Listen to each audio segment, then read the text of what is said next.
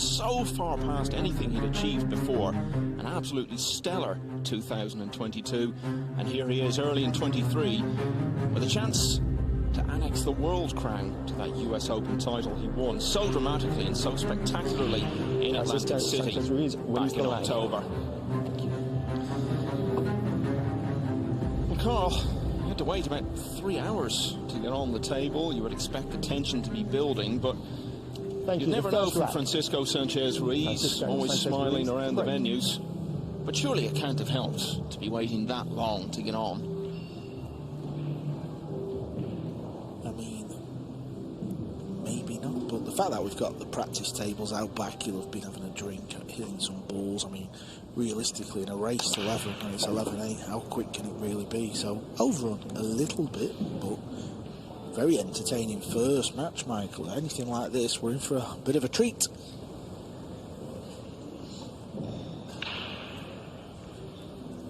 Tall order for Oscar, this. Very accomplished player, very clever player.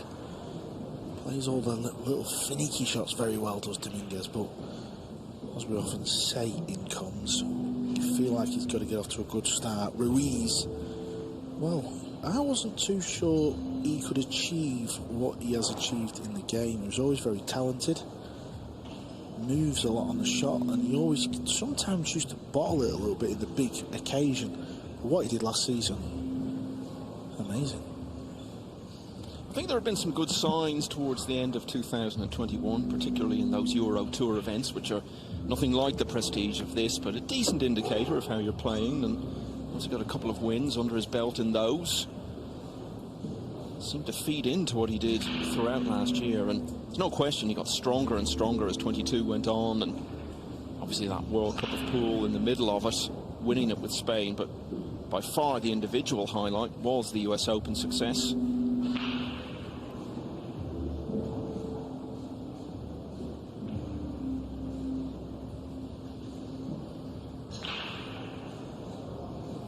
You saw 2 in brackets after his name there. He is the world #1. That's his seeding for the tournament is 2. Shane Van Boening seeded 1 as defending champion. Van Boening, incidentally, will go back to #1 if he wins this title again.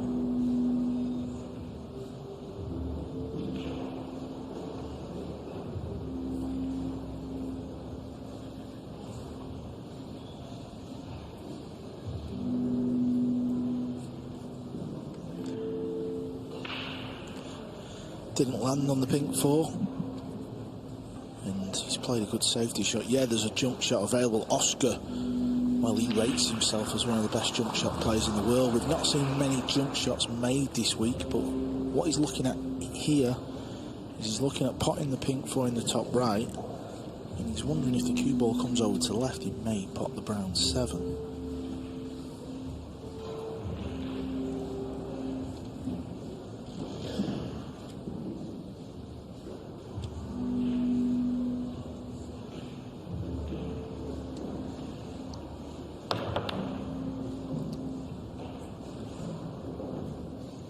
No joy, needs a little love, and the tap on the slate, Michael, tells us a story. Be a lot of love for Wojciech Szczewczyk on table 3, just in front of our commentary position here, if he can close out victory over David Al-Qaedi. We are keeping a close eye on that. Szczewczyk, the local man, leading 10-9. Al-Qaedi is at the table in the next rack. Yeah, we've actually got a phenomenal view of this table. We can't see the feature table from where we're at, but there's a real healthy crowd around this table, isn't there, Michael? The fact that nearly all of them are standing creates a sort of bear pit atmosphere. So we will, of course, keep you absolutely up to date on how that one is progressing. Katie, of course, the great mate and last summer World Cup winning partner of Francisco Sanchez Ruiz.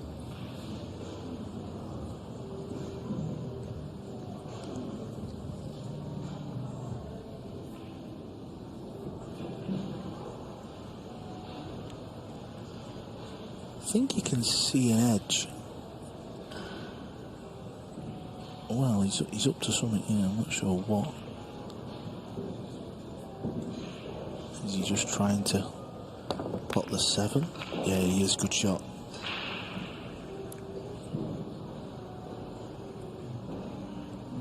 Gonna need another good run here early on in the match. These are never easy when the full length off the rail as well.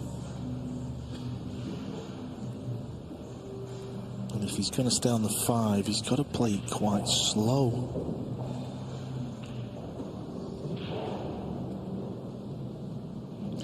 "31 years of age now, Sanchez Ruiz.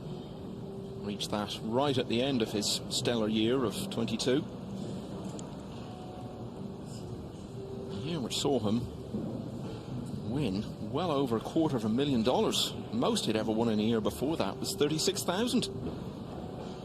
His total career earnings going into 22 were less than he then won in the next 12 months. So that gives you an indication of just how big a leap forward he took.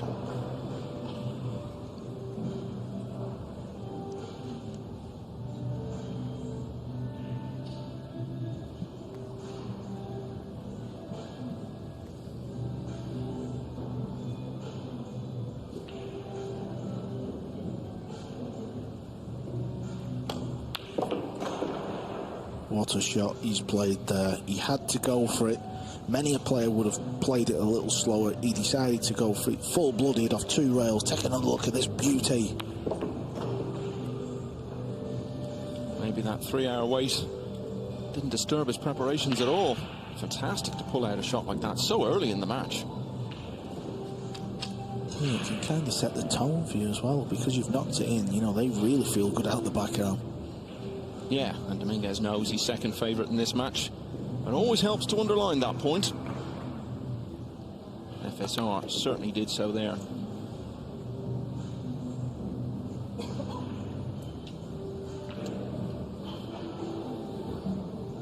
Talking about Shevchik, Mika Immonen is also on the hill at 10-9 against the British veteran Imran Majid.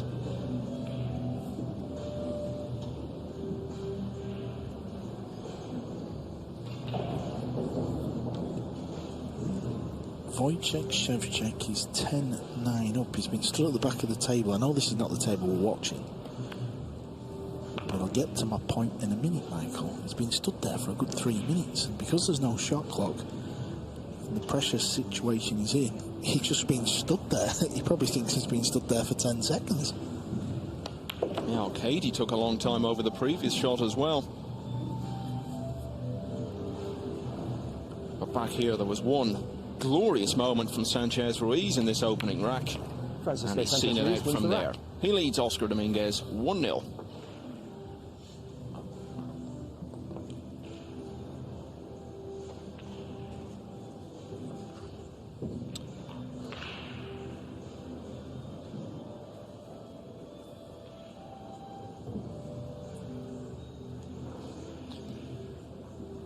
Must be so full of confidence now. And I know what you were saying earlier, that he had a reputation for bottling big matches, and that may sound harsh, but I think it is fair that there were times when he did struggle to get across the line. Now this is Mika Immonen, the champion of 2001, recently turned 50. And out on table 10, as I said, he's 10-9 up on Imran Majid. And it looks as though these could be the final moments. Clash of the over 50s this.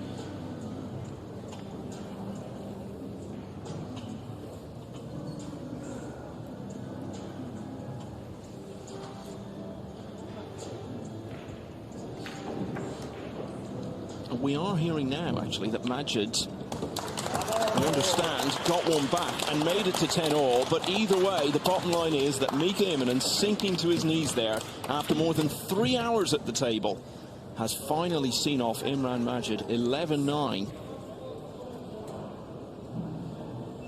Well, could he do it again, 22 years on?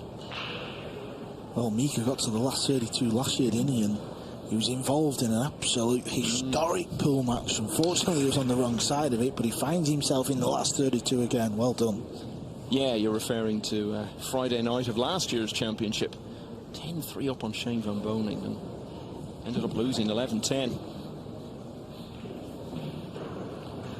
So Immonen is through, and that means there's still one of the 12 o'clock starts going. It's that Shevchik and Al-Qaedi match. Just looking up again, has Shevchik actually played a shot since you said he'd been at the table for 3 minutes? No, so we're approaching probably 6 or 7 minutes now.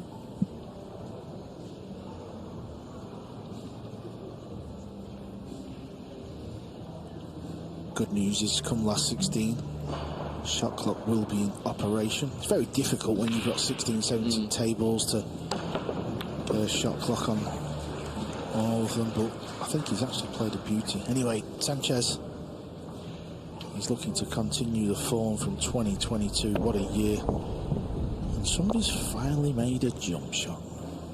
Yeah, we were talking about this yesterday, that I think it was you who pointed it out, that we've not seen that many balls potted on jump shots over the first few days, but that was one. Yeah, Shevchik in that match we're keeping a close eye on, pulled out a great pot on the 3. If you are going to make everyone wait 6 minutes or so for the shot, make it one like that. Usual faces making their way through to the final 32. This is a familiar thing we're seeing at these major 9-ball events. Yeah, we talk a lot. There are good players coming through all over the world, but the challenge for them is that the current top players are just so good that actually taking it to that next level and getting to later stages of events, so hard. Did see a few players do things like that last year. Delgado, obviously, the European Open, getting to a semi-final. It's so hard to break through with that top bracket being as strong as they are. I believe Sanchez may have hooked himself. If he hasn't, you can only see a small edge of this pink ball.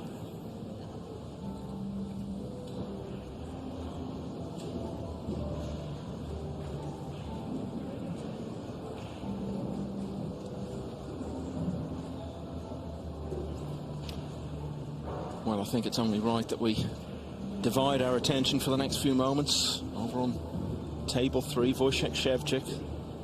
Very much the local man, and definitely seen as one of the players who could deliver a home title in this World Championship come Sunday evening. Just a few balls away, potentially, from winning this absolute marathon against David Al-Qaedi. Yeah, and it was the shot in the red 3 which unfortunately you didn't see what was give Wojciech this chance. He stood there for 5 or 6 minutes, and then when he finally pulled the trigger, it was a beautiful shot. Just these 3 balls to go. I mean, this is fairly routine, relatively speaking, but in the situation he's in, these must feel like the 3 hardest shots he's faced for a long time.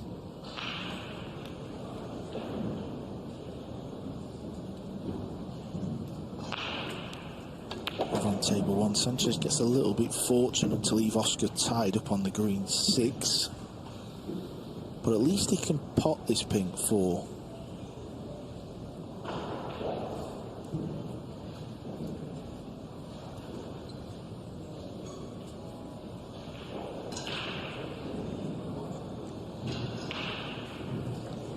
Wojciech is certainly taking his time, isn't he? He's obviously feeling it.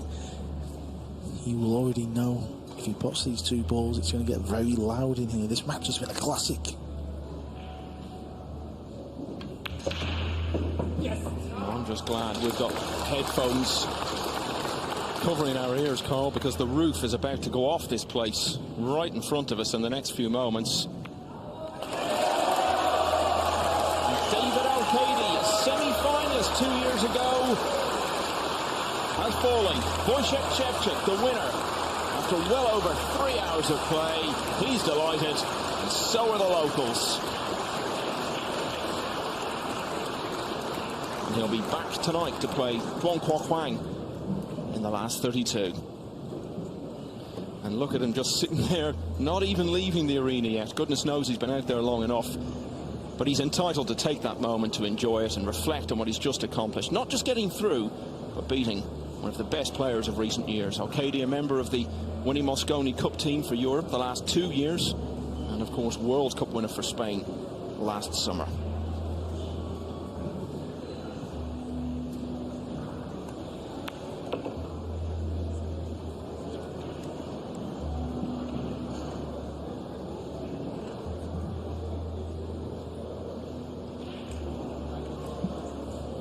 Haven't had a chance to say much about Dominguez so far. He's 37 years of age. You see his seeding there is number 37. His actual world ranking is 40, but a little bit of movement in the rankings since the seedings were set, and also not everyone above him in the rankings is in the event for various reasons. One of 5 American players who made it through to this single elimination stage. This will just settle Oscar down.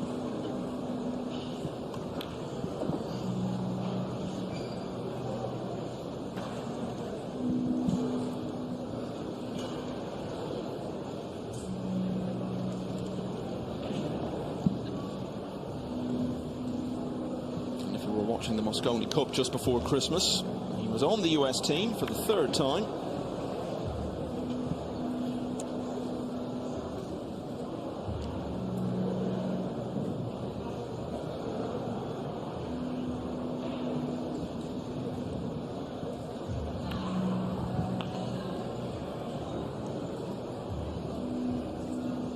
So Dominguez knows he's second favourite in this match, and of course the first thing you got to do is don't let your opponent in that situation get clear of you, get any early momentum. May yet happen, of course, but so far he's managed to rein FSR in, and it's 1-all. Oscar Dominguez wins the rack.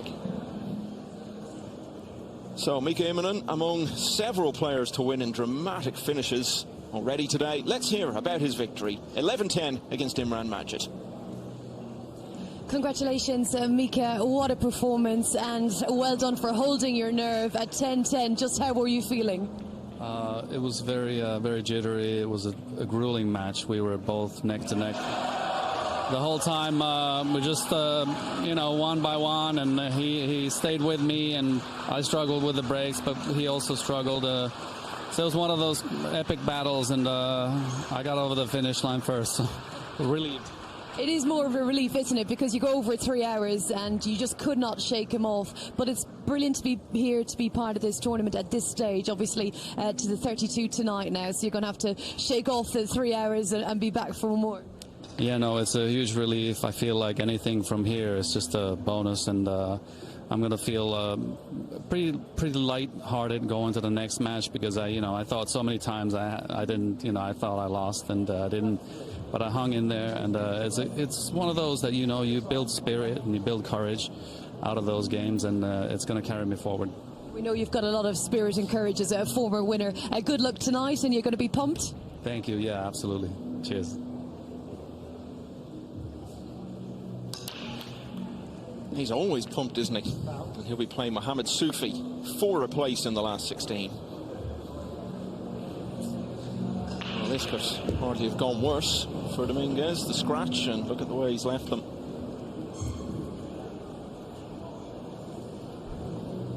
Ball in hand.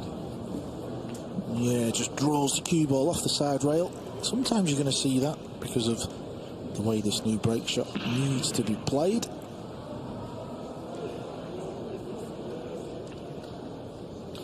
Not long since these two faced each other on a big stage. As I said, they were both involved in the Mosconi Cup a couple of months ago now. And Europe's first point was delivered by the all-Spanish pairing of Al-Qaedi and Sanchez Ruiz. A doubles match on the opening night against Earl Strickland and Dominguez.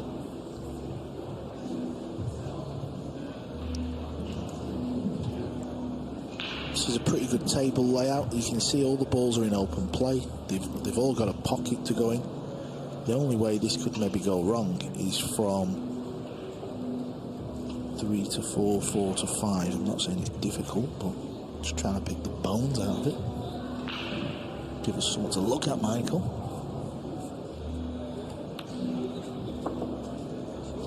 He may soon be the only Spanish player left in the field. 6 of them started out. 3 got through to single elimination. We've just seen Al-Qaedi go. Jose Alberto Delgado is 8-1 down to Moritz Neuhausen. Yeah, Moritz Neuhausen, a young German, practices with Joshua Filler, tipped to do great things in the sport of 9-ball. What a future he has got.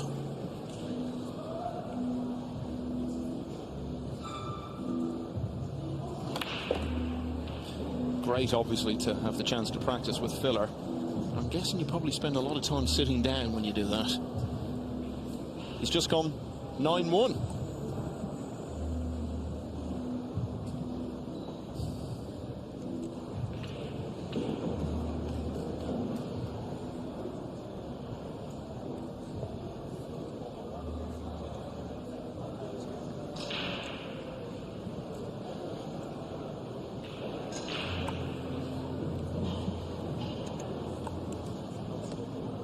Tricky.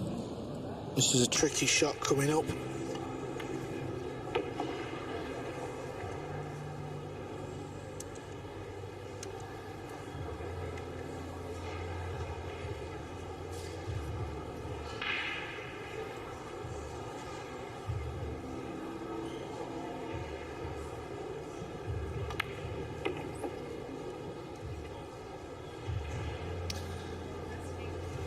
Sanchez Ruiz won 9-0 in his opening match against So Shaw. Very different though in winners qualification against Wu Kun Lin. Went pretty close at 9-7.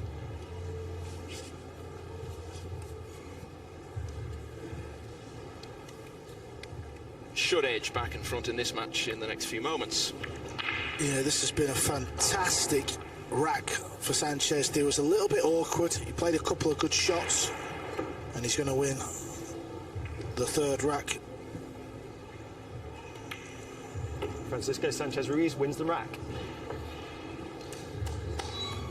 And so FSR duly delivers and leads 2-1.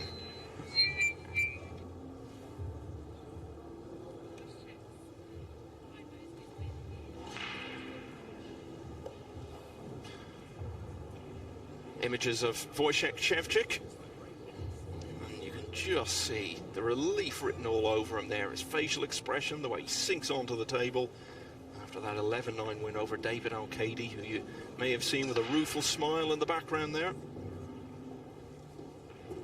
A match that was. Yeah, oh yeah, quick question, quick response, I agree. What a match. When you missed the 5-ball down the rail on the verge of winning, and then he started coming back, were there demons in the head thinking, if I lose this, I'll never forgive myself? No, you just try to accept what happened. I mean, yeah, I missed one shot, but I was playing a nearly perfect set up to this point. So I was telling myself, you made so many great shots, you missed just one, doesn't matter that I was on the hill, but of course it mattered. I was just telling myself. And yeah, I know David, he's such a fierce competitor. He is probably one of my top picks when it comes to comebacks in matches. So I also knew that. That was also a difficult part. And yeah, after that, I just, whenever we had some defense battle, it's hard not to get impatient. He's such a gentleman. He's got such stature in the game, Al-Kaidi, World Masters champion, Mosconi Cups, all that kind of stuff. To beat him in the World Championship anywhere would be a real feather in the cap, but to beat him here in Poland, it must feel wonderful.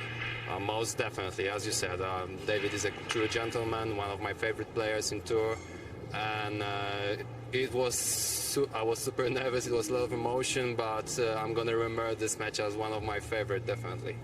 And one thing I'll remember, the cheer that went up when that winning 9-ball went in. Yeah, you know, because it was all super easy after I made that super difficult shot on the free. Later on, the last couple balls, the last 3 balls were super easy, but then you always tend to have that tricky position on the last spot. When I just couldn't just draw the ball or play a normal shot, I just had to play a feeling shot, a stand shot on the 8. So you never know how your arm is going to behave, but I played that to perfection, and I knew right then after the 8, so the scream just went out of my chest itself. But the crowd after the 9, obviously, the atmosphere was electric. It was a great moment. Let's hope you have some more before the championship ends. Hopefully, one more match today, and I'm gonna try my best. I hope if I keep on going like this against David, I have a good chance in the next round. Well done so far. Thank you very much. Well, if that's the roar he gets for winning a match in the last 64, imagine what it would be like if he became champion of the world on Sunday evening.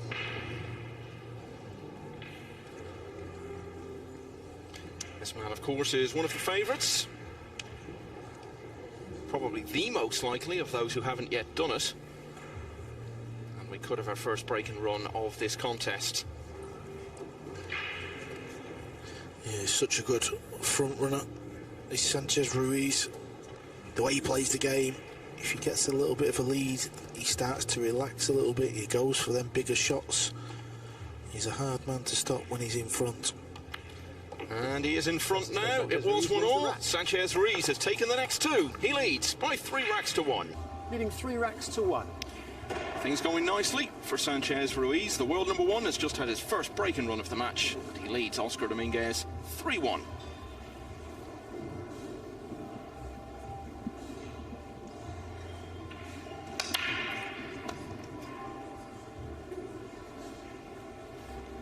This looks to be okay. The red 3 and the 9 ball are tied up, but I believe he can pop that. He's got a nice angle on the blue too. Well, the overhead maybe tells a different story. Maybe the red 3 doesn't pop. He's coming around to look if there's some sort of combination on. Does this go in the top left corner? Oh, it's close, you know.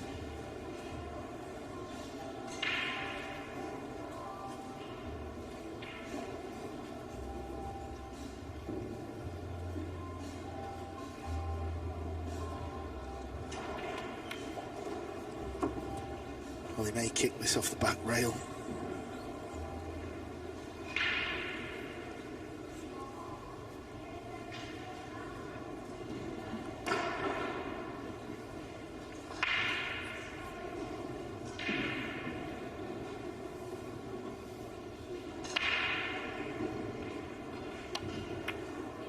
Has he hit it hard enough? No, nowhere near hard enough.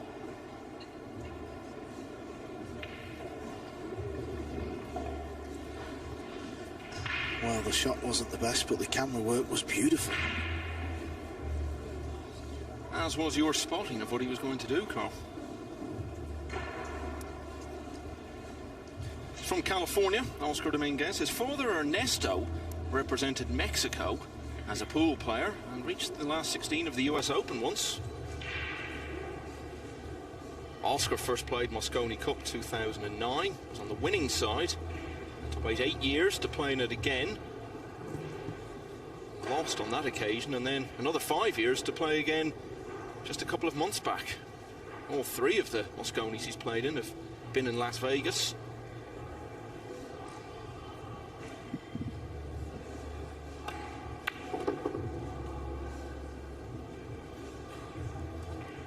Cue ball's gone a bit too far to the left, so he's got a little kind of choppy shot now.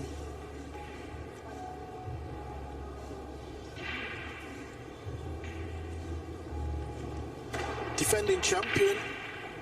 Well, he's getting his last 64 match underway. SVB. Yeah, up against Janioski, who pushed him quite hard at the European Open last year.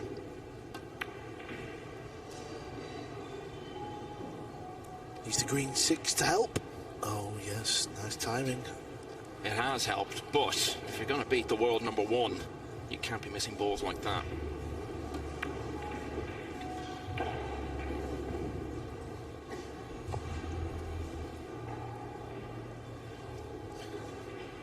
You mentioned Van Boning there. He and Dominguez are 2 of the 5 US players out of the original 9 who have made it through to the final 64.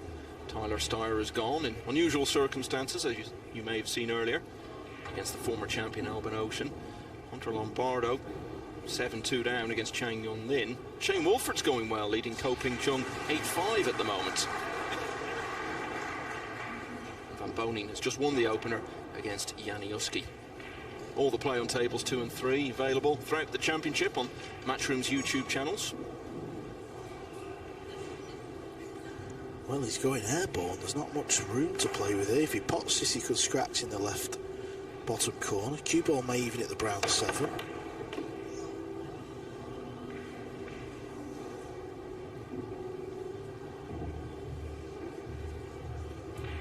Well, it's better than ball in hand, but not much better.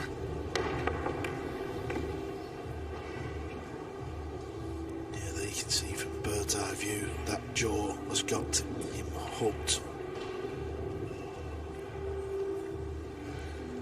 And he can only go off the right hand side rail.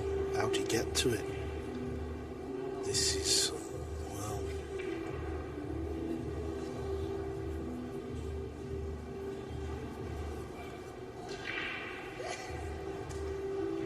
He's attempting to play it off the right side rail after the middle, and he's got to get the cue ball swerving to create an angle past the 6. Oh, Francisco Sanchez Ruiz, that's why you're the world number 1. What a shot. Everything he does around the venue, on the table, when he's being interviewed, it all just exudes a whole new era of confidence for him. And that was the one thing that we all felt was holding him back up until about 12, 18 months ago.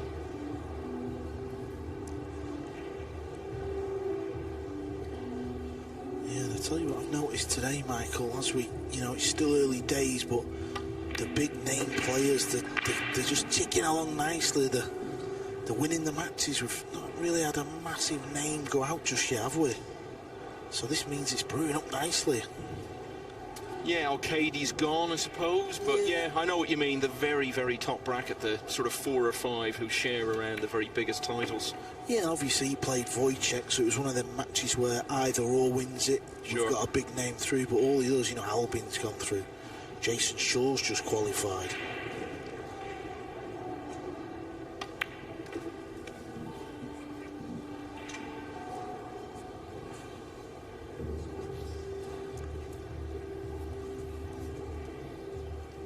Yeah, Jason Shaw, an 11-7 winner over Bezar Spahiu of Albania. Fine rack there from Francisco Sanchez Ruiz. Had to come through 1 or 2 battles, but he did. And he now leads 4-1. And let's hear from him.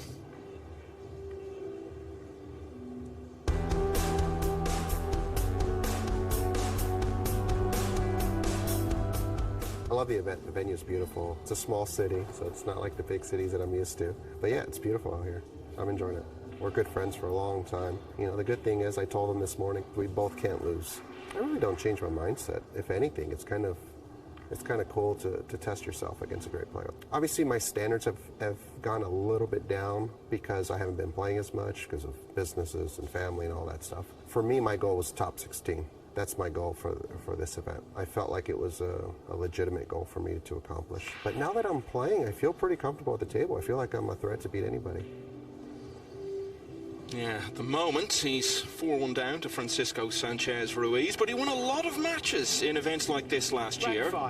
Got to the last 32 of the European Open and gave Joshua Filler a really good contest. Francisco Sanchez Ruiz beaten 10-7. Also got to the last stage of the US Open. That was the week he clinched his Mosconi Cup place. It's okay, right? Yes, Karen, yes. Was beaten by Si Chia Chen. Leading 4 racks to 1. Francisco just asking if he could break, obviously, when we come back from an interview or a break. You have to just hold play for a second. Possesses a very good break, does Fran. Yeah, and he's made the one again.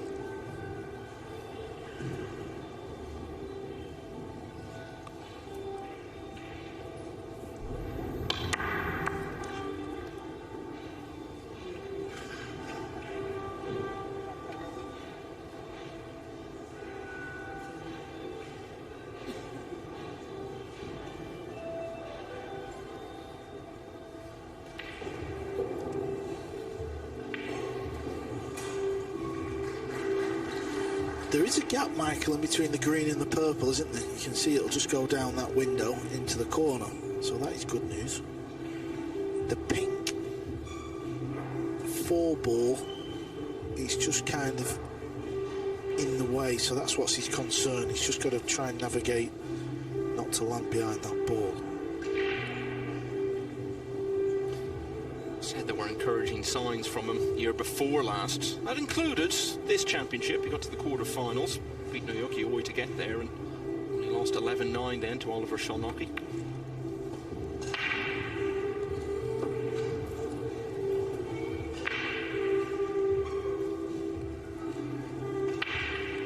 Yeah, it's fair to say that was a little wide, but we've seen a few falling.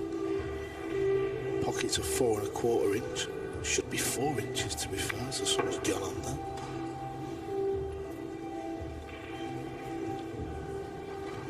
Worrying times for Oscar this now. Yeah, you wouldn't have ruled out that Dominguez could have won the match, but you knew if someone was going to win it comfortably, it was going to be Sanchez Ruiz, and this was exactly what we said Dominguez couldn't let happen.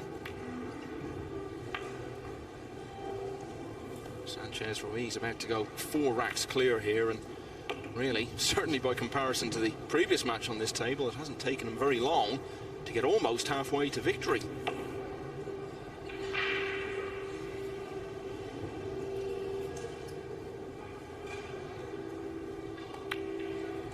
And another very composed rack for Sanchez Ruiz. He's motoring through the gears here. It's 5-1. Now, we told you that Jason Shaw is through. Hasn't won this title yet. Someone who we all agree is definitely capable of doing it. Former US Open champion. It was an 11-7 win over Bizarre Spahiu. Useful player from Albania. And he's always interesting to listen to, so let's hear what Jason Shaw had to say after that victory.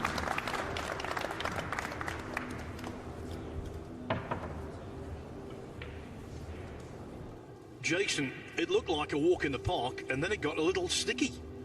Yeah, I was cruising 5-0, and then I broke pretty well. I broke well the full match. Got kicked in off, and then 5-2. Played a couple of good safeties. He played a couple of good shots back and got advantage, and then played a bad positional shot and let me back in. I got up 7-2, and I break, make 3 balls. Cue ball gets kicked across the side pocket and back into the other side, and then I was sat in my chair until 7-7. So hats off to him. He played a good match to come back in.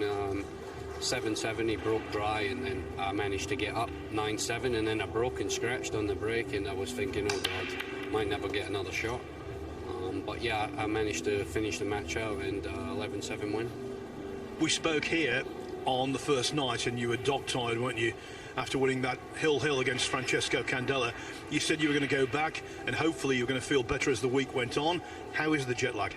Yeah, I'm feeling a little bit better. Yesterday I was really tired. I went to bed around like 11:30, and I didn't sleep till like 3.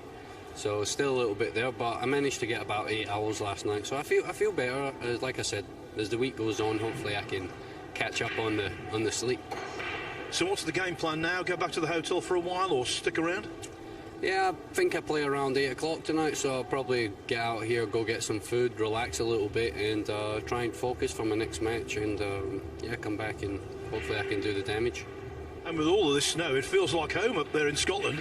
I just said that to someone. Someone said to me, oh, the weather's bad. I said, it's just like being in Scotland. I said, I lived there all my life, and, you know, one day it's the sun's out, and then 20 minutes later it's snowing.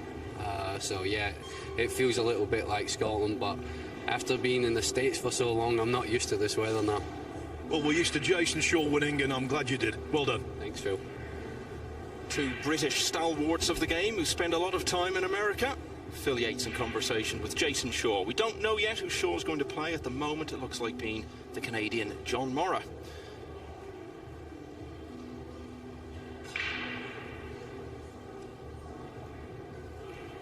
Push out called. Push out called. Okay. I thought he might have been tempted. A cross bank in the corner. Maybe he feels the double hits on. Hence why he's called the push. You always have to call the push out. If you don't, it's actually a foul ball in hand to your opponent. Oscar, your choice. And we have seen that happen over the years, believe it or not. Yeah, I've seen it happen once or twice in big events quite recently. It's actually happened this week. Who was that? Missed that one.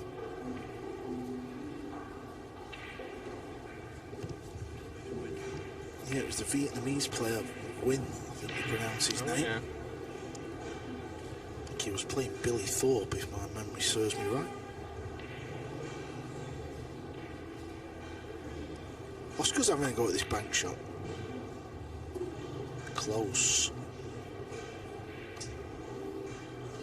Don't blame him for taking that one on. Whoever wins this match, incidentally, will play the winner of another match, which is also in the relatively early stages, but a bit closer. Torsten Homan, the champion of 10 years ago and of 20 years ago.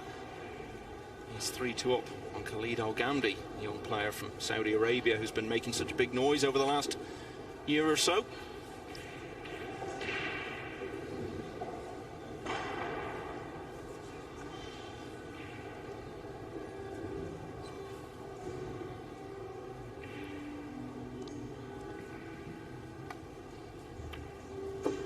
Good shot.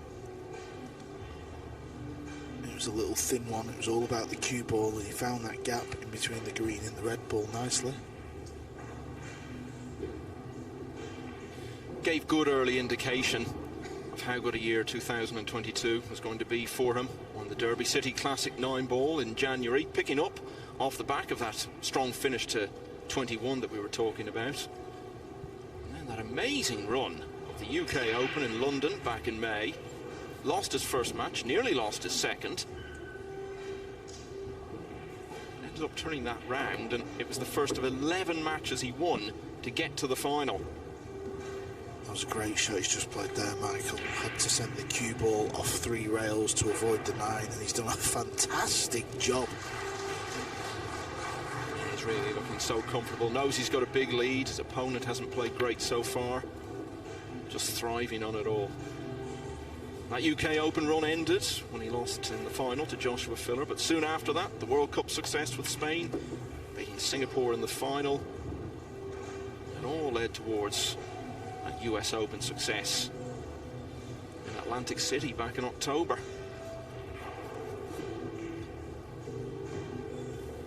That was an incredible week for him, because he also became #1 in the rankings and clinched his place in the Mosconi Cup team for the first time ever.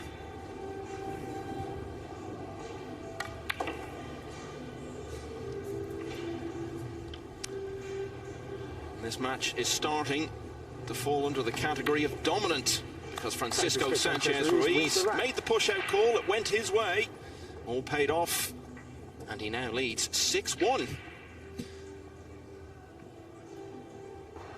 Shane Van Boning, you can just see there in the corner of your picture, the reigning champion, 3-0 up against Jani Uski, a steadily improving player from Finland. Alex Pagulayan and Joshua Filler. Now that's a rematch of Pagulayan's win yesterday. Filler got back in through the loser's side. That's 4-all at the moment. Now you see the details we've been talking about. Look at that, both of those notable achievements last year, within about 4 months of each other. US Open and the World Cup of Pool.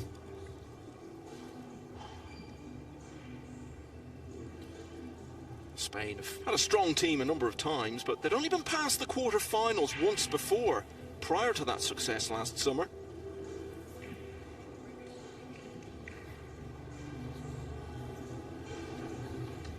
Rack 8. Eklund Kachi, 8-7 in front of Mario He. That's a heavyweight clash.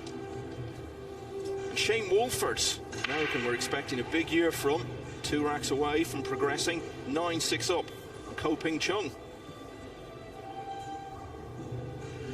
Eklund Kachi's going undercover. Not really seen much of him. I spoke about him, but another player that's very capable.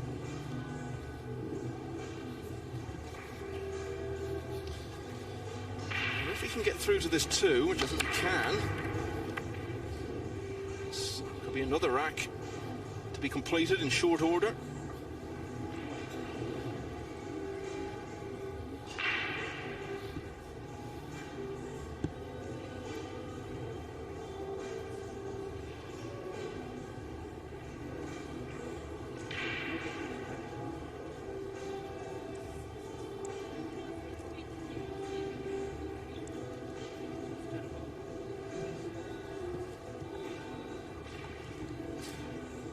Let's just have a look in on Pagulayan and Filler.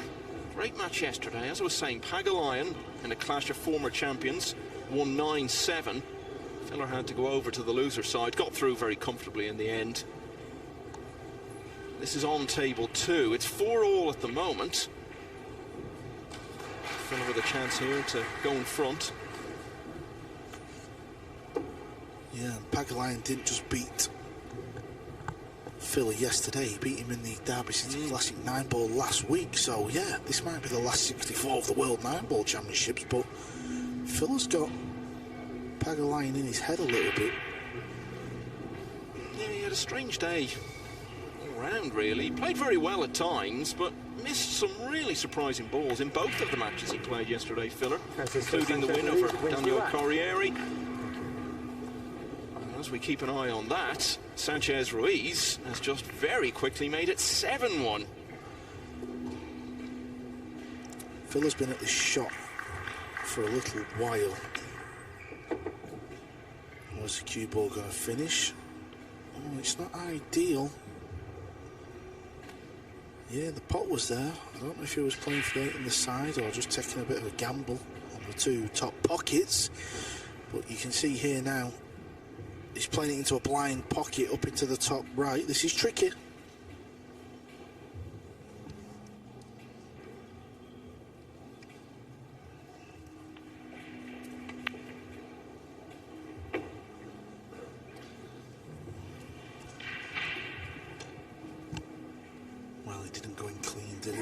Fairness, but it did go in. That's all that matters.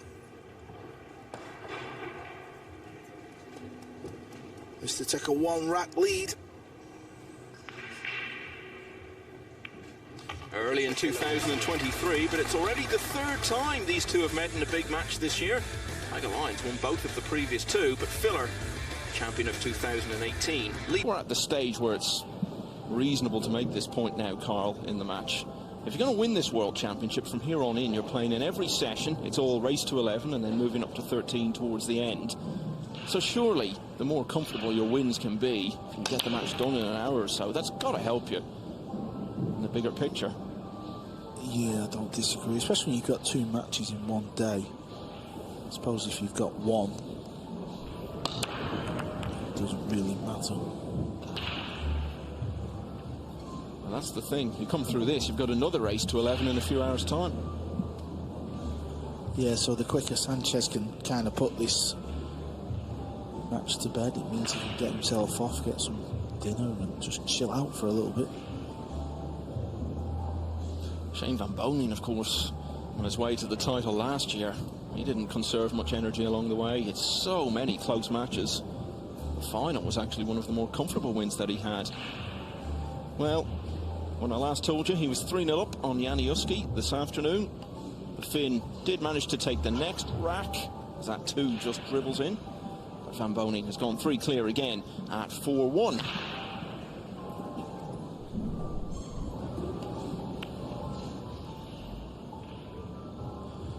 Yeah, if the table was a week or 2 old, I would probably stay over the pocket. It's just the fact that everything's brand new and shiny. It doesn't grip the same. Another past winner of the title, Niels Fayen, is on the hill, 10-6 against Aydin Pikniak of Bosnia and Herzegovina. Eklund Kachi now 8-7 in front of Mario He. Chang Young-Lin, quarter-finalist last year, 8-4 up against American Hunter Lombardo. And that clash of the generations we were talking about for the right to play the winner of this match, 2-time champion Torsten Homan, now leading 5-3 over Khalid Al-Ghamdi. This is going to go wrong. He was trying to get the cue ball down into the bottom left just to play the combo. Is he going to get in the jump cue? He has. Got to be careful here. It's not easy to keep the cue ball on the table. This could end up on the carpet.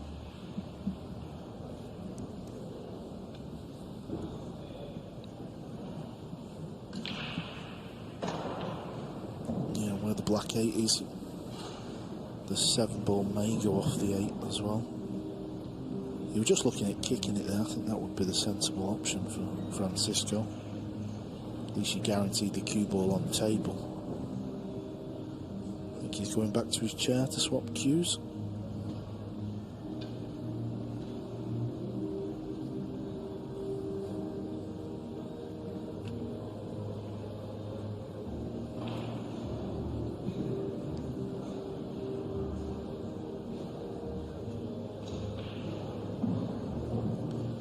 I can only think he's thinking, if I go off the back rail, don't hit the pink for exactly where I need, there's probably a bigger gap in between both balls and we can see.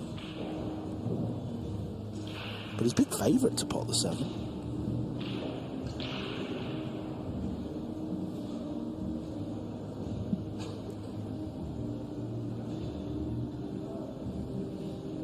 Is it a change of cue again? It is. Well, he won't have this much time if he gets through to the last 16, that's for sure. That's it. It's going to have a very different feel, and I think we're noticing the absence of the shot clock very strongly these first few days. We've certainly seen players taking huge amounts of time on shots. Oh, look at this. So it's gone in, but the cue ball has disappeared onto the floor.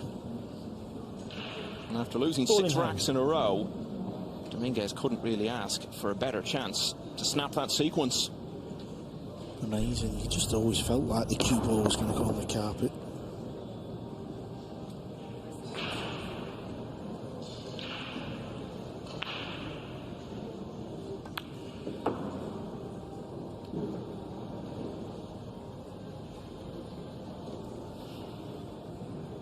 It's Dominguez himself who's been on the floor for the last half dozen racks.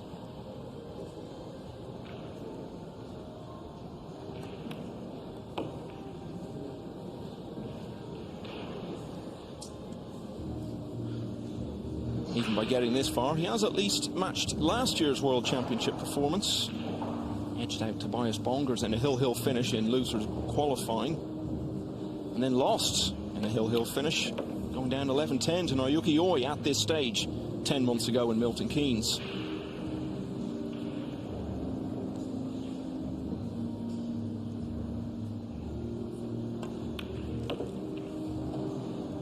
That cue ball stays on the table. It's probably 8-1. Instead of which, ball in hand, Dominguez really didn't have much left to do, but he has done it. Dominguez wins the rack. That's the first rack he's won since rack 2, and it's now 7-2. Dennis Grabber of Estonia, 6-3 up against Robbie Capito from Hong Kong. Jan van Lierop is leading 7-5 against former champion Ko Pin-Yi. Shane Wolford edging towards victory, 9-7 up against Ko Ping-chung. And it's 8-all now between Eklund Kachi and Mario He out on table 5. The Big O, he's known as, Oscar Dominguez. Only 37 years of age. It sort of feels like he's been around forever. Was all the way back in 2009. He first played in the Mosconi Cup, so he's now been on the US team in 3 different decades.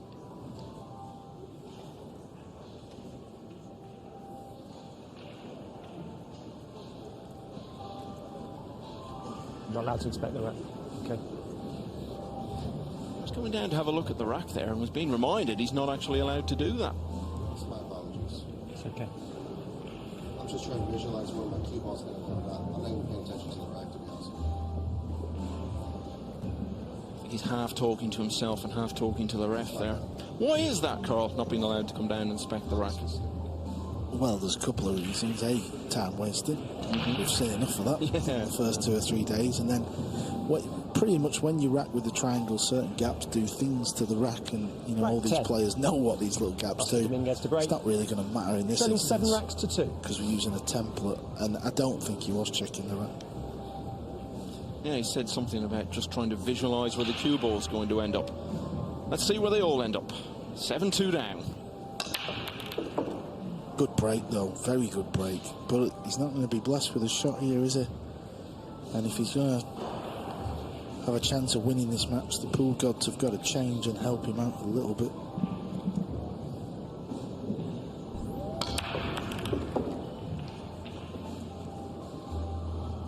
Overall, with the pool gods that you like to talk about so much, good to you over the years, Carl, in your playing days? I think when I was playing, probably not, but now I'm not playing, I look back, probably there was actually a few times. I think every pool player feels like they're a little bit unlucky, but you know, if you play enough pool tournaments over the years, you know, you can't keep blaming things on luck. You're going to have your chance to win events. Shane Van Bonen is 3 balls away from a 6-1 lead over Janiuski. Defending champion has looked so good so far here in Poland. If he goes through, he'll play a Lucius Yap. Tough draw for both of them at that stage of the championship.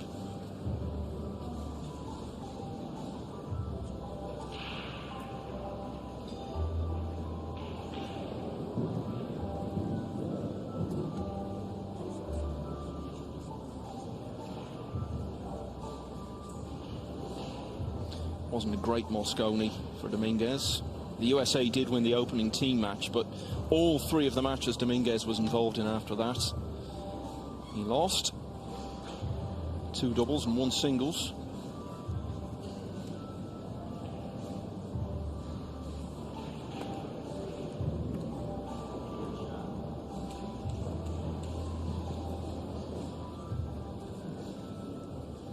Good effort there. Very good effort.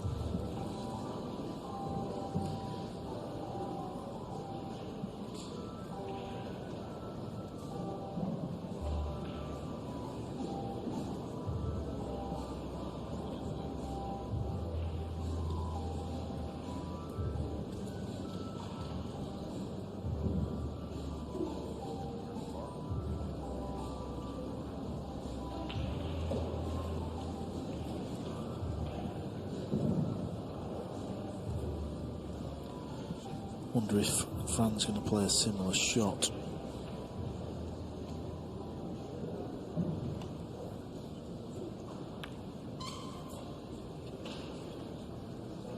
No, uses the pink 4.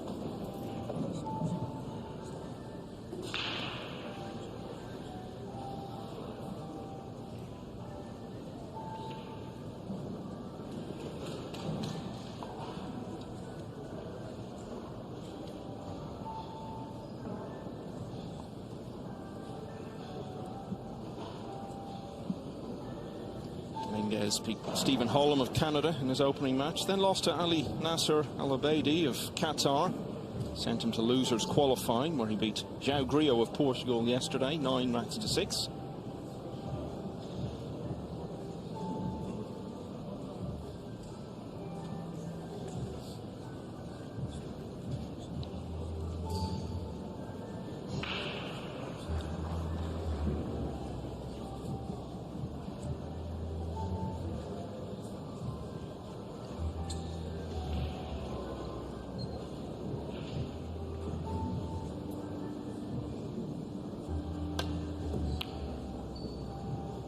Ooh, well, didn't get the little bit of fortune that would have seen it drop in the corner, and he's left it.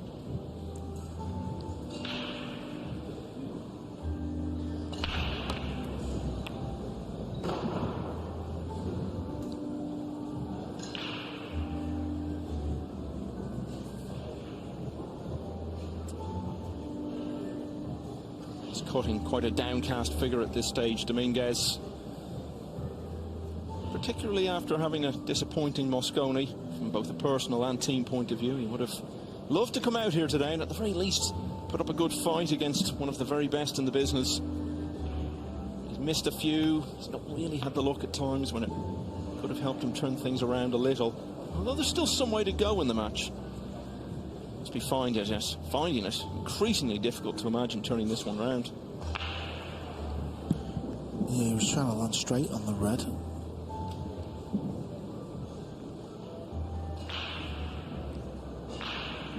That way he could have just drawn the cue ball back.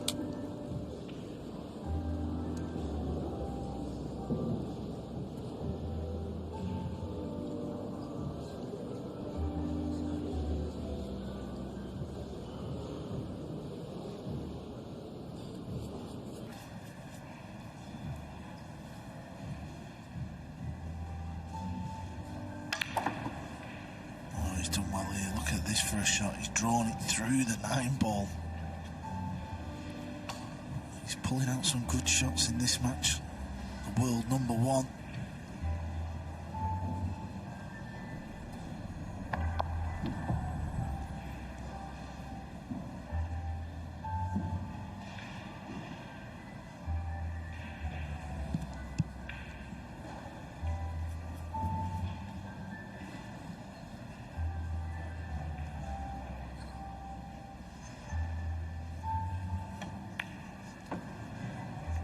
Bump on the 9 has meant he's no cut on the 6, so if he's going to win the rack in this visit, he's going to have to play a bank shot.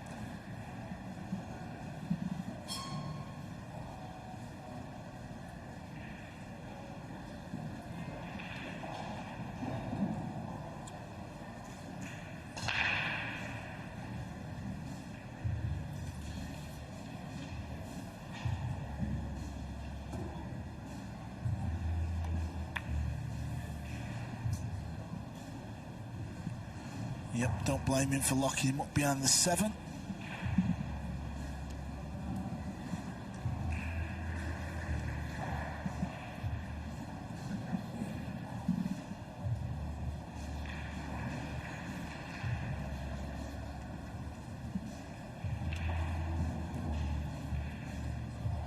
Good kick off the top rail, trying at the side rail, maybe pocket it in the bottom corner where the green 6 is near.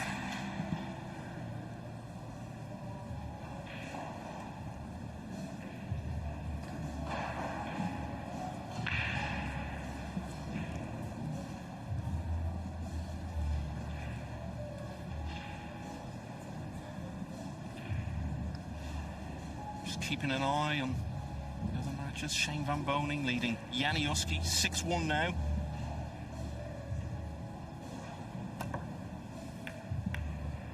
Joshua Filler 6-5 in front on Alex Pagulayan. Look at this.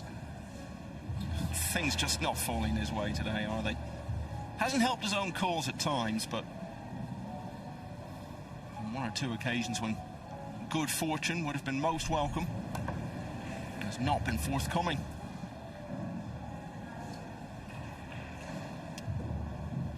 As FSR returns to the table, I can tell you it's 8-all between Sanjin Pelovanovic and Petri Makinen. Niels Fine still on the hill. It's 10-8 now against Aydin Pikniak. Mario He is 9-8 in front of Eklund Kachi. Chang Young Lin with an 8-7 lead over Hunter Lombardo, who was much further behind earlier on, so battling back well.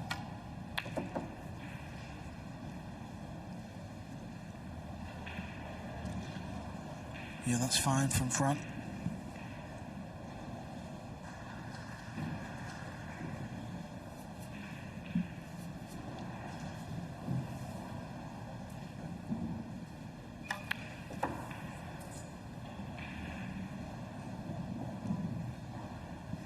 Just it hasn't happened for Oscar Dominguez. He always felt like he was second favourite coming into this match, but you know, he can play this game, there's no doubt about it. Well, if he loses this match, I think it underlines his standing in the game, really. He's good at beating most players you see at these events, gets through early rounds, but can't seem to get the wins against the big names. And he's really up against it in his quest to get one here, because having lost the previous rack, Sanchez Ruiz takes that one to go 6 clear again at 8-2. And already he only needs 3 more to get through to tonight's play.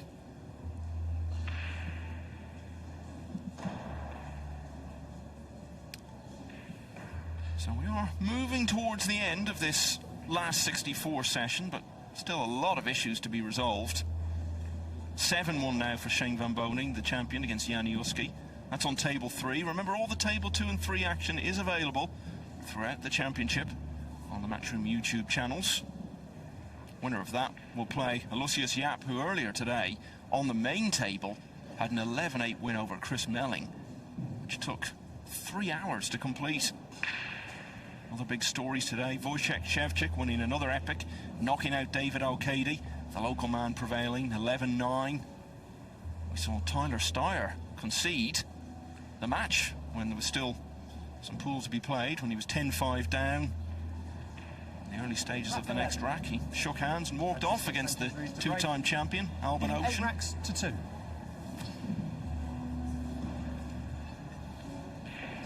Niels Fine has really been pushed by Pikniak, who's now close to 10-9.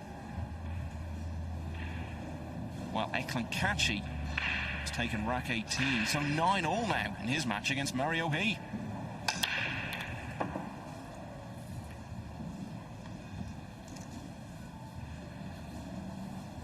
Jason Shaw, Victor Zielinski, both big name winners today. And remember, all of the winners in this session will be back to play in the last 32 this evening.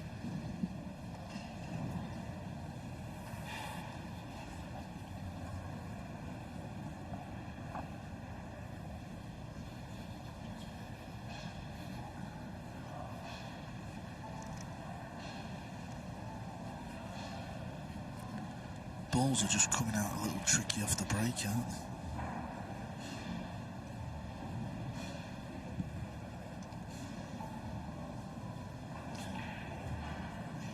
shout call. Another story worth mentioning today is Alex Kazakis, semi-finalist last year, beaten 11-2 by Wu Kunlin.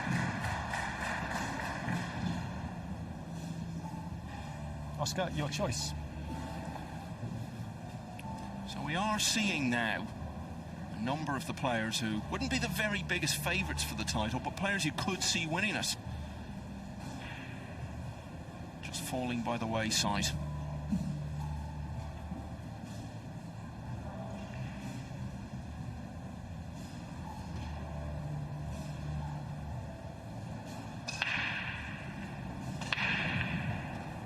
Ko Ping Chung has closed to 9-8 behind against the American Shane Control Wolford. pass. It's the sort of win that, if he could get it, would do Wolford so much good. He was being talked about a lot last year as a potential Mosconi Cup player. Didn't quite make it. Getting to a stage now, after being talked about in those terms for a couple of years, he's bound to start feeling he's got to make that step up.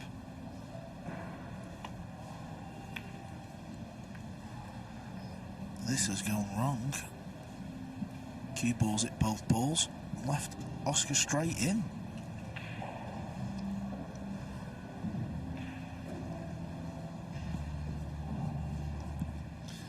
We were saying earlier, Sanchez Ruiz may soon be the only Spanish player left in the championship. David O'Cady losing earlier. And Jose Alberto Delgado on the brink now. His opponent, Moritz Neuhausen, on the hill at 10-6. Winner of that will play Victor Zielinski in the next round this evening.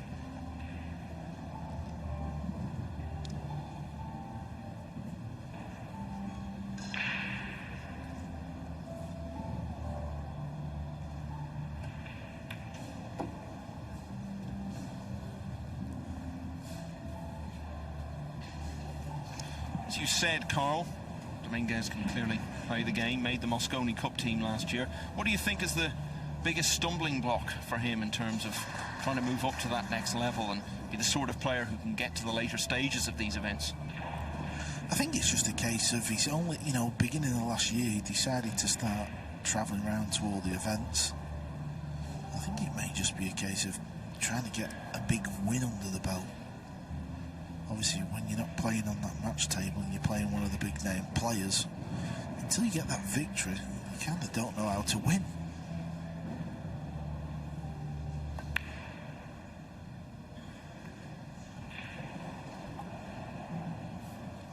Yeah, he's got the hook, but he's just disappointed where he's left the 2-ball because he knows that's a big target for Francisco now to hit.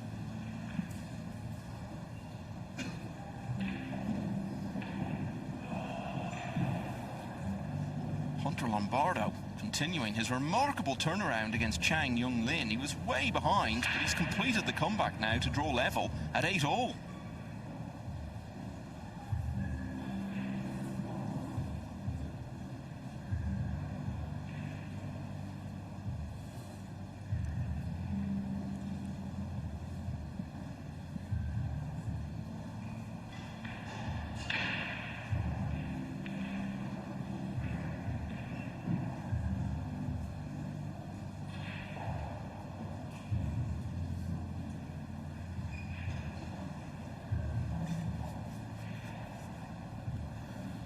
You just got to watch the scratch here. Sometimes you can find that little gap.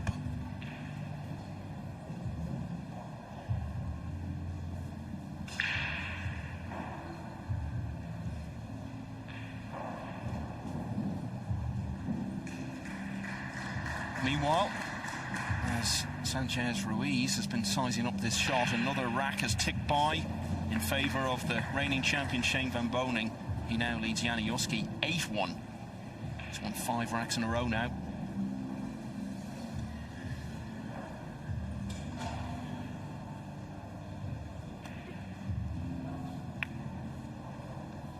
Oh, you called it, Carl. Ball in hand.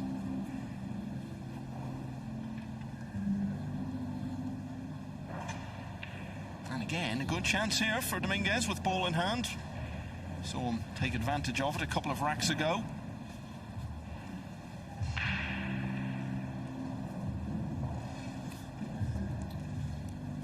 Yeah, the safety shot paid off this time.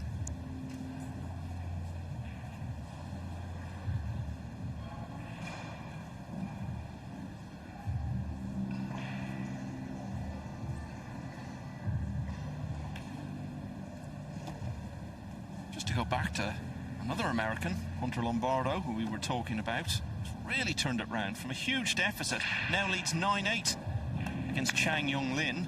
And Jose Alberto Delgado clinging on against Moritz Neuhausen. He's won the 17th rack to close to 10-7. Let's look in on table 2. This is Alex Pagulayan, who beat Joshua Filler and sent him to the loser's side yesterday. Filler got through, but here they are meeting again. And it's the German leading 7-6. Pagulayan has beaten him twice in recent weeks. Also had a victory against him at the Derby City Classic. And while we've been talking about that, Dominguez has broken down on the main table. Back here, Pagulayan looking to level at 7 each.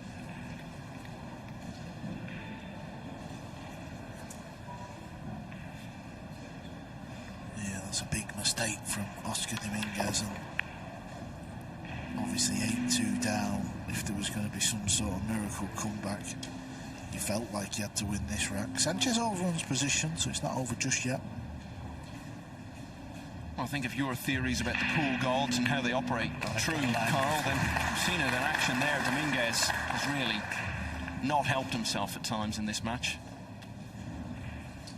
Alex Pagulayan, though, has helped himself to rack 14. So level at 7-all with Joshua Filler. He must really be getting under Filler's skin at this stage after those 2 wins over him recently. Filler will clearly have gone out there feeling he's got something to prove. Not working out the way he would have hoped. 7-all and heading for a close finish. All the table 2 and 3 action available on the Matchroom YouTube channels, as we were saying. Mario He is on the hill now at 10-9 against Eklan Kaci. Alexa Pejcelj, the young Serbian player, has made it to the hill at 10-7 against Roman Hibbler.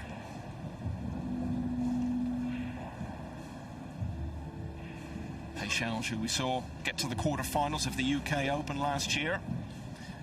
Let's see some more action from the other tables. This is table 3. Shane Van Bonen, I told you, 8-1 up on Janiuski. He's added another rack. There's a couple of balls away from going to the hill. Look at that. 2 best players in the world, both on the screen at the same time.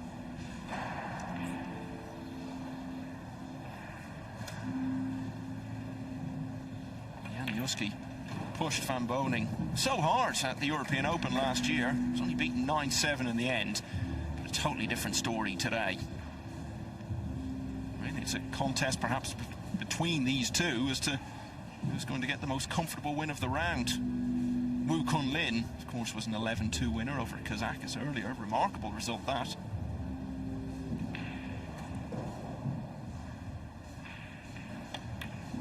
So we've got make it half a dozen players on the hill now in various matches. Just lost the cue ball there a little, so he's going to have to bear down on this one. At 8-2, you don't want to start missing these, and things can start to get a little bit silly out there. He's been in total control of this match. To put it to bed, you'll get yourself some dinner.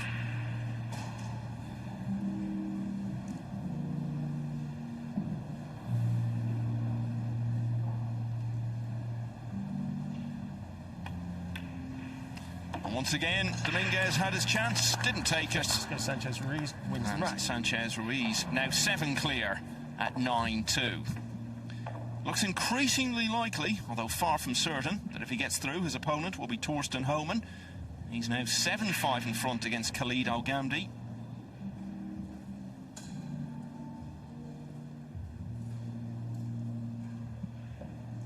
We've said Shane Van Bonen on the hill only needs 1 more against Janiuski, and he's basically got 10 goes at it. Got Moritz Neuhausen, Shane Wolford, Niels Feyen, Mario He, Alexa Pejcelj, all just looking for 1 more. So we could see a lot of results coming in now in the next few minutes.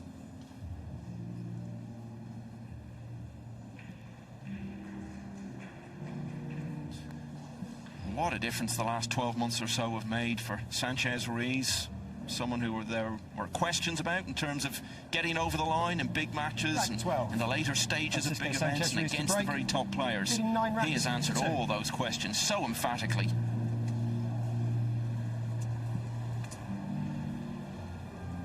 You can never take for granted that that confidence is going to persist for years to come. He'll know this might be the best chance he ever has to win this championship. Some way to go yet, but not that far to go perhaps in this particular match. Yeah, the balls are just coming out messy. Break after break after break. Look at the 2-ball.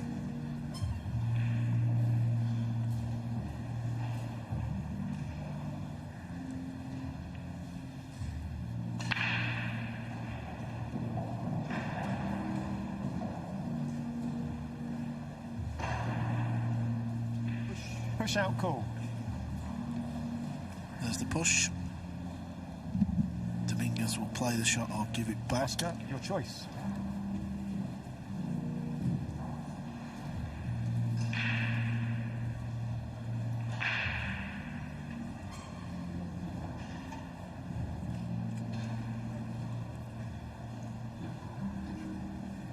Control pass.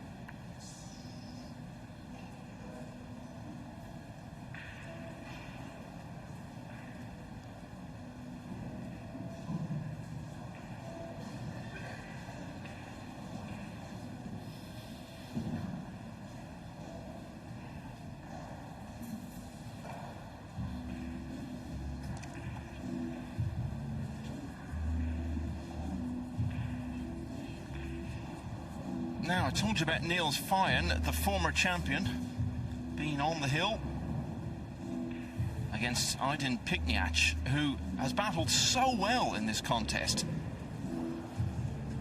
to claw his way back to 10-all, but it looks as though it may all be in vain, because Niels Feijen has just got over the line. Someone who still firmly believes, even in his mid-40s, that he can win this championship again. And he has just survived quite a battle there. Niels Feijen winning 11-10. And at the moment, his most likely opponent is Petri Mäkinen, because he's on the hill now at 10-8 against Sanjin Pelovanovic.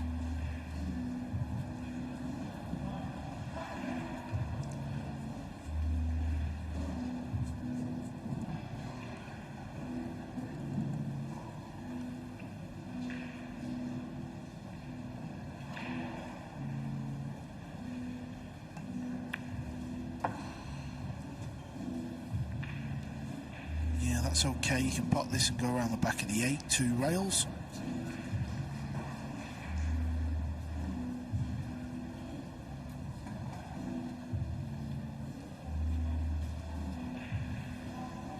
Do you think the way he plays, Carl, walks around the table so many times and really does take a long time over his shots and figuring out every possibility, makes it very hard for him to establish any sort of rhythm and momentum?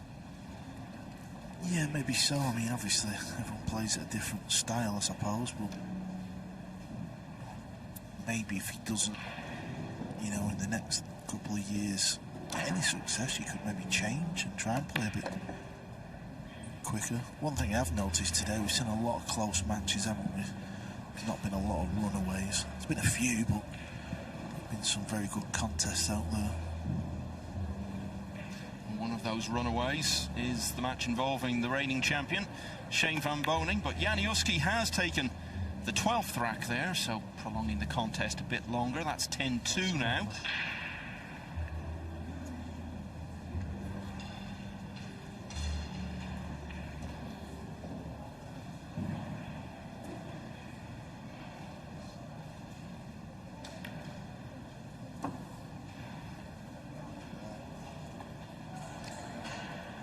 Joshua Filler has just won the 15th rack against Alex Pagulayan. Rematch from yesterday. So Filler now 8-7 in front. Over on table 2. All available along with table 3 on the Matchroom YouTube channels. Got himself into a bit of bother there, Dominguez. He's largely played his way out of it. This one will just take a little bit of care, but should be fine.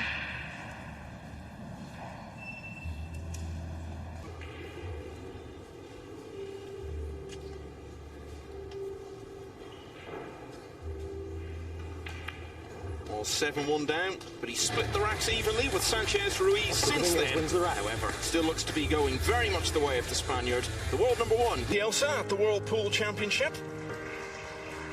And Francisco Sanchez Ruiz, the world number one, is still very much in control here. Not quite powering towards the finish line, but still very comfortable. 9-3 up against Oscar Dominguez, member of the US Mosconi Cup team, which was beaten by Europe, a side including FSR, just a couple of months ago in Las Vegas. You rack 13. Oscar Dominguez to break. Trading 9 racks to 3. News of another hill finish. Ko Ping Chung, semi-finalist in the US Open just a few months back. His level at 10-all with Shane Wolford.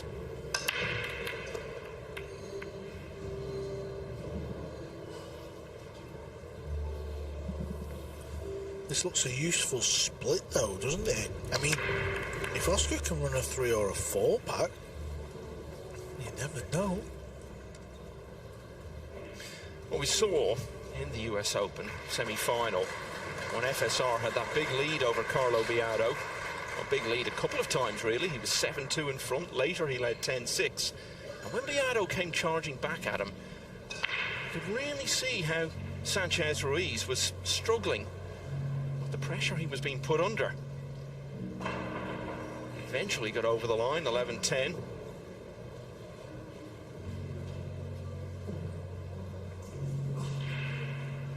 It's just what Dominguez has failed to do really in this match. Test Sanchez Ruiz in that way.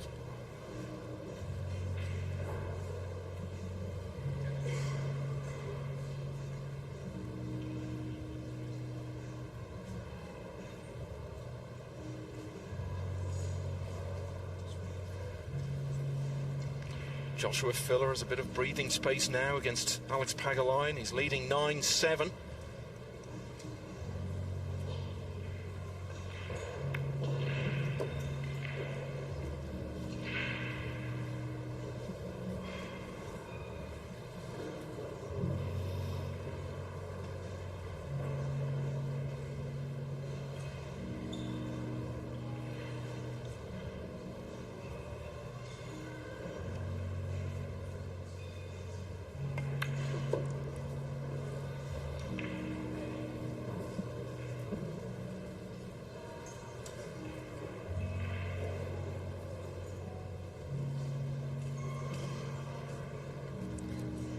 This is why Oscar's took a little bit of time, because he needs an angle on the purple 5 to knock the green 6 out, because it doesn't look like that green goes in any pocket. That's okay. Latest news from table 10 is that Torsten Homan is 7-6 in front of Khalid Al-Ghamdi. And the reason we're paying close attention to that is that the winner of that will play whoever comes through this one this evening in the last 32.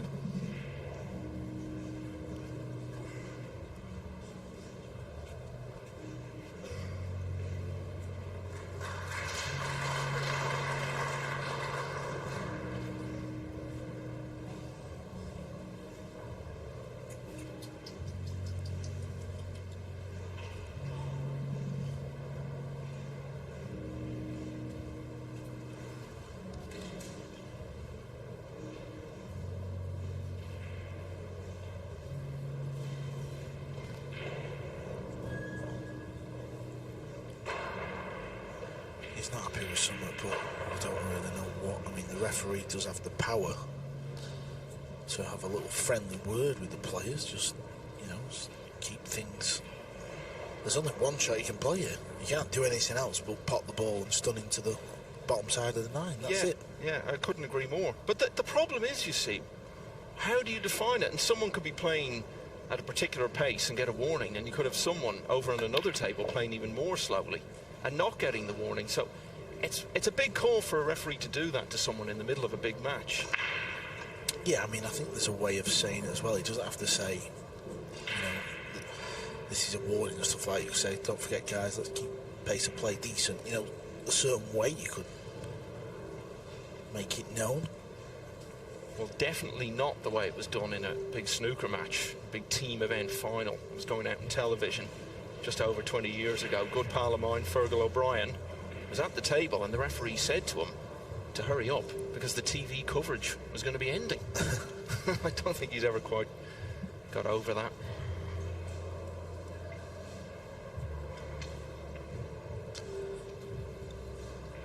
Yeah, I wonder if we could try that. That would be quite interesting, wouldn't it? I think we have the scope to overrun. I think it was different on that occasion because it was on a general channel. But don't phrase it that way. Oh, and you've got to think the amount of time he's taking over shots leads to things like that happening. Yep, it was a poor miss. Just overcut it into that rail from there. It's such a hard game. I mean, even you, who've been one of the best in the world, know that. Why make it harder for yourself? And I just feel Dominguez is doing that by building up routine shots in his head. Yeah, so Sanchez Ruiz here in this situation, he would have liked to have been straight on this ball. Now he's got to get the cue ball moving.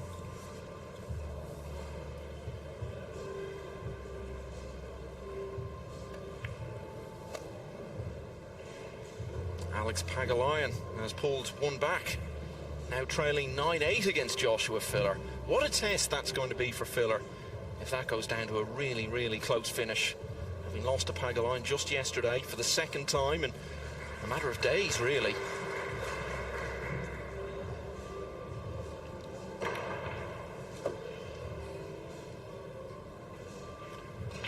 Dominguez, as we said, was grumbling about something during that rack, but in the end, only himself to blame. Mr. Routine Ball. Sanchez Ruiz has taken the opportunity to go to the hill. It's 10-3. Shane Van Boning has moved off the hill. He's completed victory over Janiuski by 11 racks to 2. Very different to their match at the European Open last year, when he only won 9-7. So let's hear now from the reigning champion. Shane, you're going great guns, 3 matches, and you only lost 6 racks. Yeah, I mean, I'm running a lot of racks, so that's a good thing. So I'm just going to keep doing what I'm doing. When you win easily like this, is it a help towards the end of the tournament because there's no stress involved?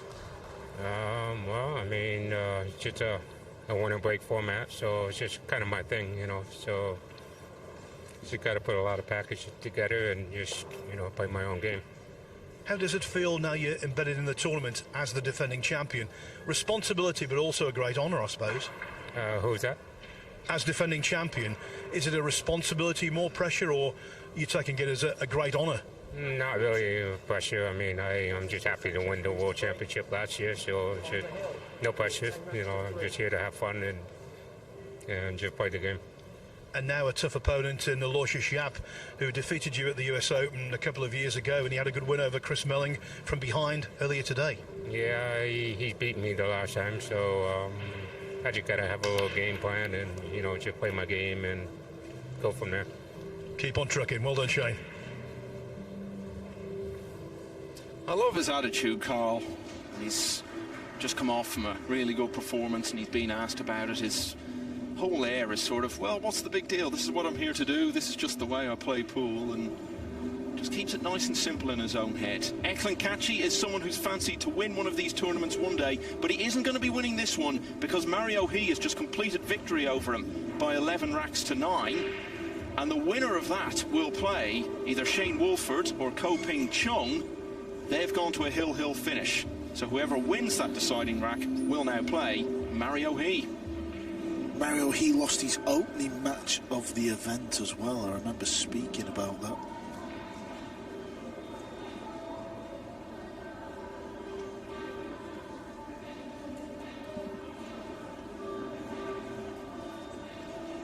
This looks like it's a decent chance for the match.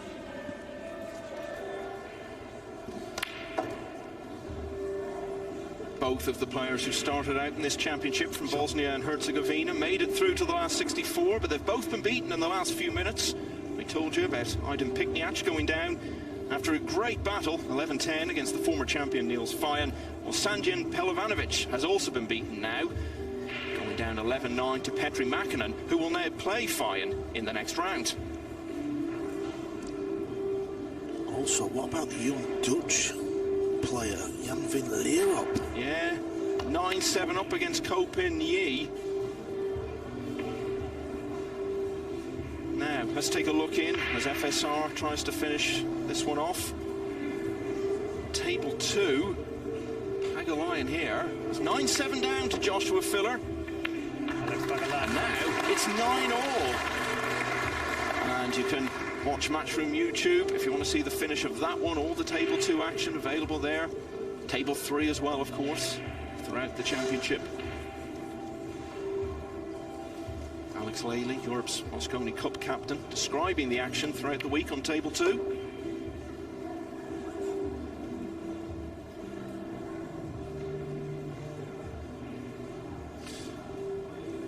Well, these may be the final moments of the match, Carl. Hasn't been Sanchez Ruiz at his very best, but I think the point is he hasn't needed to be anywhere near top form. No, I think he's pulled off some pretty decent shots. He got off to the better start, didn't he, as well? But if anything, it's just felt a little slow. But the main thing, he's booked his place into the last 32 with just these remaining 3 balls.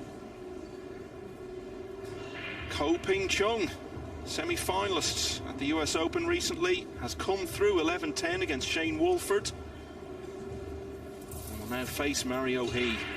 So it's another big event going by for Wolford, without that big, deep run that he's looking for. Yeah, and he had a decent lead in that match, didn't he, coming to the end? So was leading most of the way.